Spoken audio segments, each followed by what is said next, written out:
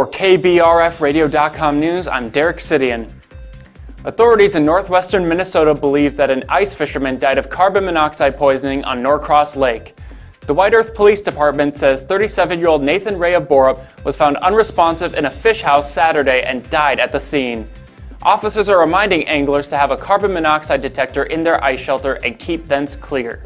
Classes were canceled on Monday, January 22nd for all grades at Wadena Deer Creek Public Schools in north-central Minnesota due to a reported threat. This comes after threats have been made to other schools and populated public places in recent weeks.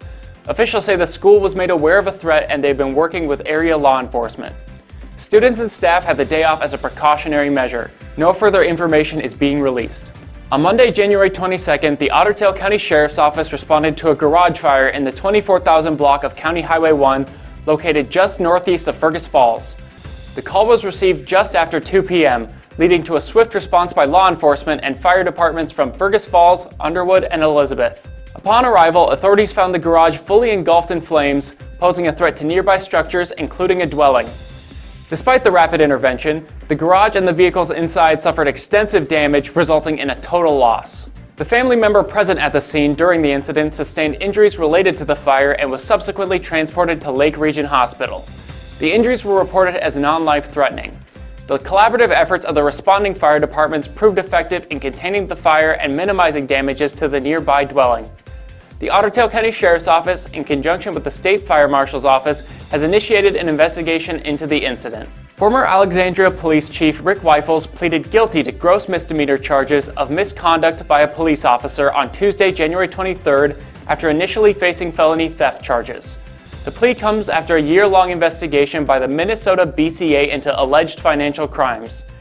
Weifels will have to pay restitution of $65,000 to the League of Minnesota Cities Insurance Trust, serve 120 days in jail, and pay fines and surcharges.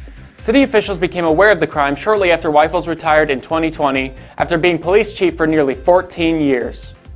Minnesota State Community and Technical College has announced a new collaboration with cannabis education and training leader Greenflower to offer 3 new certificate programs designed to prepare students for careers in the cannabis industry, making it the first 2-year college in Greater Minnesota and the third among all Minnesota State system colleges and universities to offer cannabis education. As one of the fastest growing industries in America, the cannabis industry has a critical need for workers trained in the cultivation, manufacturing, and sale of cannabis products. Each certificate program is 9 weeks long and offered entirely online.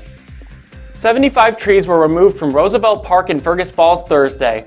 To prepare the site for construction of an outdoor community pool, Tradesman Construction is clearing the site this week because the ground is frozen and more resilient to the heavy equipment used during the process. The location of the aquatic center was determined by the City Council, with input from the task force and consultants who have been working on the project since 2016 and was approved by the voters in 2022. The WPA picnic shelter and restroom will remain, as will the skate park.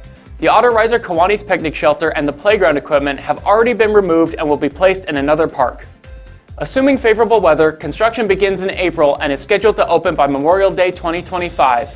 The $10.8 million project will feature a zero-depth entry pool, water slide, a 4-lane lap swimming pool, changing rooms and showers, lockers, and a concession area. The University of Minnesota Extension Office welcomes Rachel Wallstrom to the West Otter Tail County Extension team. As a former Otter Tail County 4-H member, Wallstrom will return to the program as an extension educator to lead a range of 4-H youth development programs. Her primary role as an extension educator will be to provide a range of activities engaging youth to learn and lead in 4-H experiences. Wallstrom shared that her favorite part about being an educator is creating relationships with involved youth, creating strong volunteer structures, and recruiting new members to join the fun. She added, being a lifelong learner is also incredibly important to becoming a responsibly engaged citizen. This has been your weekly news update. For KBRFradio.com, I'm Derek Sidian. Get more news at KBRFradio.com. Sign up for email news sent right to your inbox, delivered by Cooper's Office Supply.